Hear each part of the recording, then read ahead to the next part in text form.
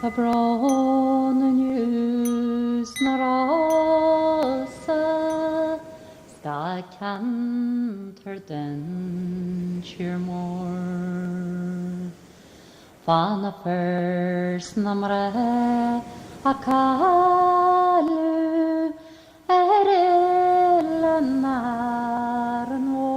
You people all from Donegal, I hope you lend an ear and listen to the cruel fate of friends we loved so dear.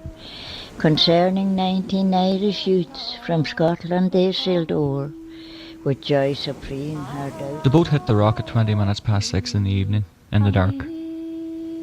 All 20 of us were thrown into the water.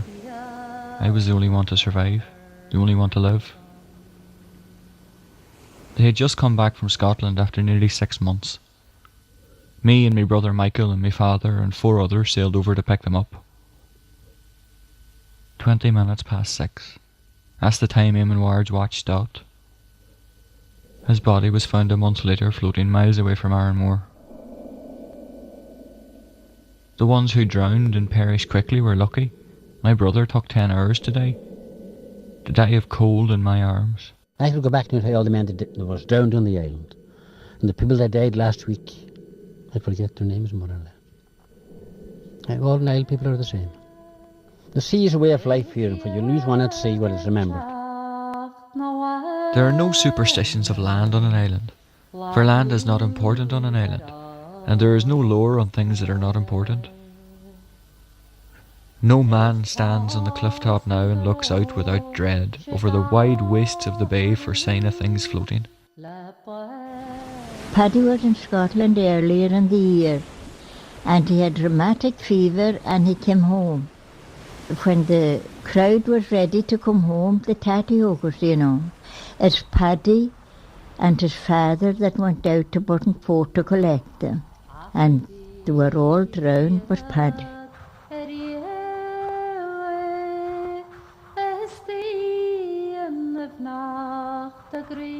Migration is a way of keeping a grip. If you don't make that seasonal trip, you can't keep up your home. Land has to be in strong hands in mountainy areas, or the rushes will rise and the heather will eat its way back. One by one the houses died. In Donegal, dead houses crumble at the heads of weed-grown boreens. Immigration is a dying problem, for soon there will not be anything like the old crop of homes to grow immigrants. We saw the titty hawkers, we saw them gang awa. We saw the titty hawkers sailing down the broomy law. Some of them wore boots and stockings, some of them wore none at all. Some of them wore boots and stockings sailing down the broomy law. Oh, we were hard work at the tatty hooker. We were only getting 4pence halfpenny an hour. We were just living in the houses that the cattle was in. Them houses was cleaned out for us, and we were put in there to live in there and sleep in there, and our tables and everything in there. The cattle was moved out. Perhaps a week before that, the place was whitewashed down and people put in there. And that itself was rather humiliating, although we didn't understand it at the time. The idea was they would go across and work very hard at hand-picking spuds and save as much as they possibly could. They lived in accommodation, various kinds, called a bothy. A bothy, of course, means bothy. It means a cow house, in other words. But it was quite a good cow house, and they were quite satisfied with it, and accommodation was very cheap. That's what appealed to them. The bothy of a potato squad was little changed from what Paddy McGill described. And so your first day in the Scotch tatty fields crawls on, and everybody tumbles into bed. There's the great keenness in each family group to save as much as possible. There's a serious, eager budget talk. In the end, what is judged can be spared is put into a registered envelope and sent home. The money wasn't at home, so they had to go to Scotland to get it. And that's what Paddy O'Donnell, was making the point about all the time, that a proper economic system would keep the young men at home, working for the good of their own country and for the good of themselves without having to emigrate. There was to be a dance in Neely's that night, a welcome home. The people in Inniscarra heard shouts but thought it was all part of the homecoming. They thought the cries of help were shouts of joy. There were showers that night, but it wasn't what you'd call a very rough night. John said one time, that if he's ever on a boat and the boat was sinking, rather than his body not to be found, that he would tie himself to the boat. Strange that he did that as well. Yeah, he said that. Often and often to his companions had to say that if he were in difficulty, he would tie himself onto the boat, so his remains would be found. When he knew that the boat was going to sink, he tied himself with a rope he was got on the bottom of the boat. And the boat was in over at Afford Pier when somebody went down anyway. And they were pulling in the rope, trying to... Johnny was at the end of the rope. I knew that the boat was going to sink and that he would be lost and nobody would get him. He would be buried at sea. Mickey Moore found his own dead sons in the search. They had written a letter saying they were coming home later in the month. He couldn't believe his family were dead in front of his eyes. They were supposed to be in Scotland still.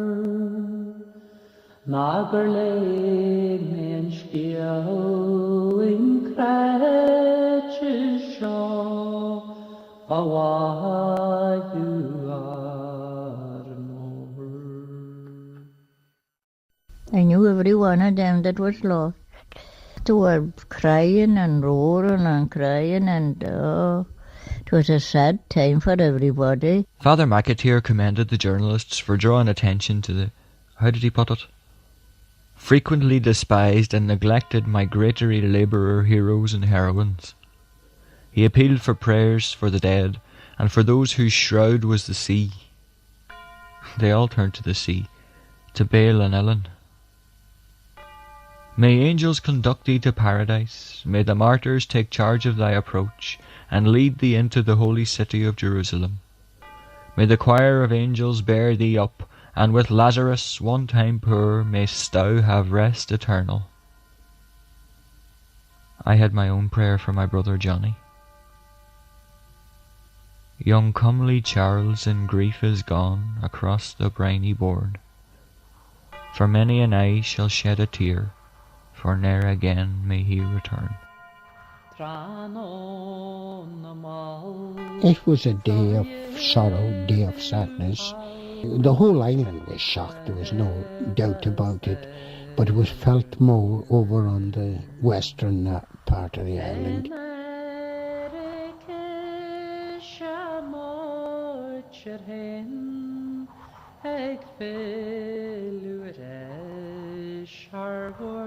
I couldn't understand how well I felt. I felt better in the water than I'd felt all day long. It was as if it wasn't me. It wasn't me in the water.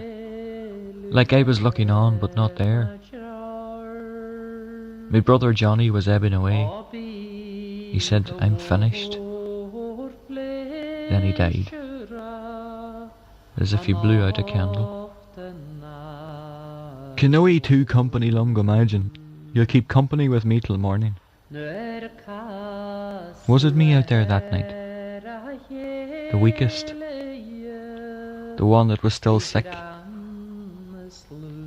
I kept one hand on my brother's body and one on the boat. The sea kept going over my head, but I never felt the cold once. Strange, but time went very fast that night. It seemed to speed by like a dream. How I didn't lose the head, even when I was rescued and my brother was dead beside me. It was like a dream. We lost 7 of our family. A father and a husband, brothers and sons, sisters and daughters.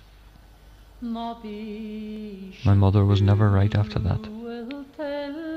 She would talk to herself and be up all the night with her rosary beads praying. A woman of grief, adrift. There are nights now, and if I think about it at all, there's no sleep for me. How did I survive? How did I come through it? I can't say. There was nothing in myself between life and death. Nothing. I begged God to save me.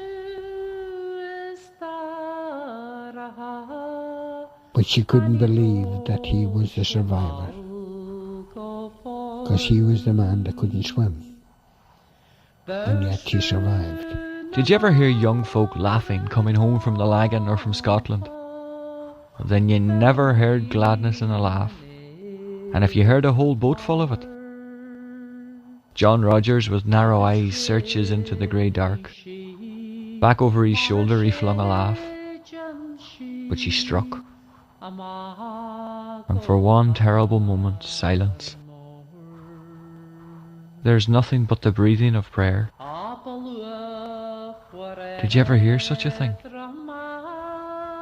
The sea has her. She's over.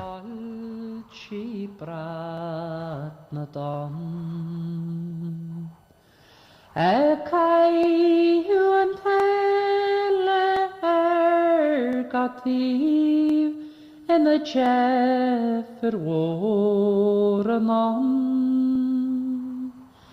Byger as mish nach yn acri es fi man an stŵr.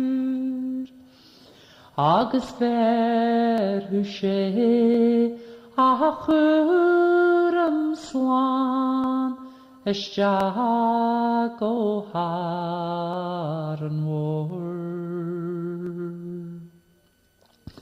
Ach ai a war na trocere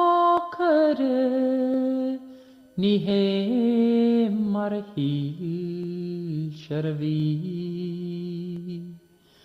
Not a ploger an areg hui es te faltachten a cri. Eshi mwy cri a chrai yn si o hwy bar a go gydor. Ach ni'r chwal ysrew ein top ysge mar wahu Arranmore. Eg jar cw an elin eg na la cadw adon. Hedge cob ysger an areg war agus bhfuil si creg faoi hon.